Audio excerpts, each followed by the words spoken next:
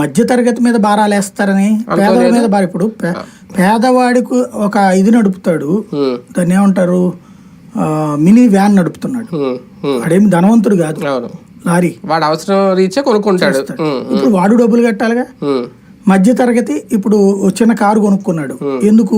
ఈ బాధ పడలేక, ఈ వెహికల్స్ ట్రాన్స్పోర్టేషన్ ఛార్జీలు ఈ పడలేక, వాడు ఇప్పుడు బాధితుడేగా.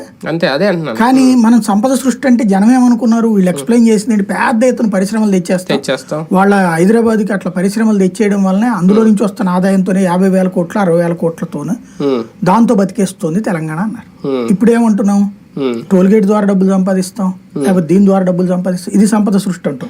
నేను ఇందాక చెప్పినట్టే జగను ప్రభుత్వ రంగంలో ఆసుపత్రులు, ప్రభుత్వ రంగ పాఠశాలలు బాగు చేయటం, ప్రభుత్వ రంగం ద్వారా సంక్షేమ పథకాలు ఇంటికి వేయటం, ఇట్లాంటి రూట్లో తను లెఫ్టిస్టులు కోరుకునే విధంగా ఇళ్ళు ఇవ్వటం, చదువుని అందేలా చేయటం, ఈవెన్ చదువుకొని చిన్నపిల్లలకు కూడా చదువులోకి పంపించేది అమ్మఒడి.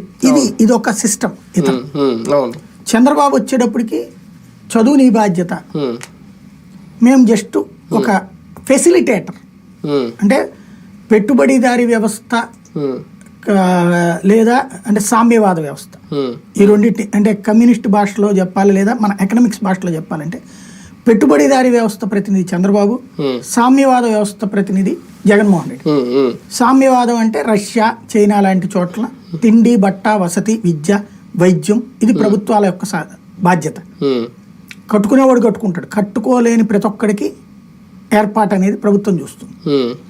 అదే మీకు అమెరికా, యూరప్ దేశాలకు సంబంధించినటువంటి పెట్టుబడిదారీ విధానం ఏంటి, నీకు సంపద అనేటటువంటి దాని మీద అంటే డబ్బులు ఎలా కలెక్ట్